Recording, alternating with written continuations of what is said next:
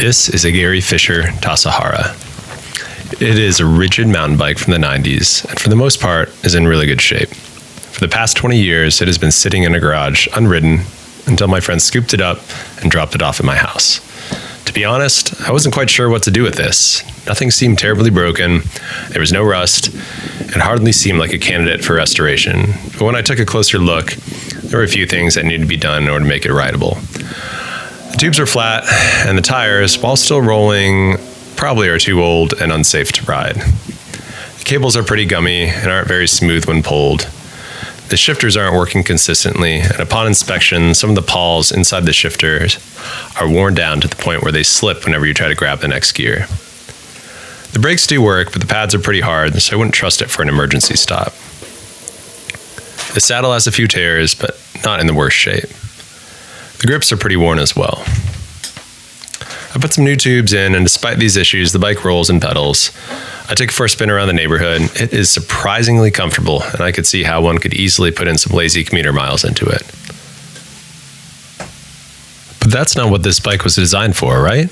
According to the 1994 Gary Fisher catalog, the Tasahara is an all-purpose bike with the same racing geometry as the Pro Caliber, but with a longer head tube, giving you a more relaxed, upright posture.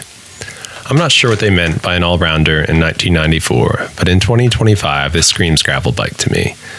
So let's do some cheap fixes to this bike and see how it stacks up to a modern-day gravel bike.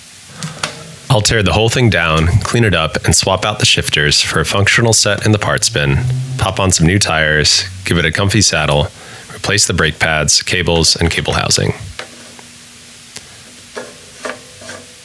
While tearing down the bike, I was able to take a closer look at the components. They are all pretty low end. The crankset is riveted together, so if a tooth breaks off, you have to replace the whole thing. The shifters and brake levers are one unit, so unfortunately, I'll have to replace the brake levers along with the shifters. The bottom bracket has plastic cups, which, unfortunately again, have gotten brittle.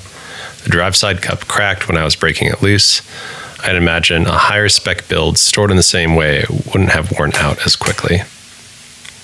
Ideally, I would like to replace some of these lower end components, but for now, I'll reuse as much as possible to get a sense of how this bike might have been to ride new.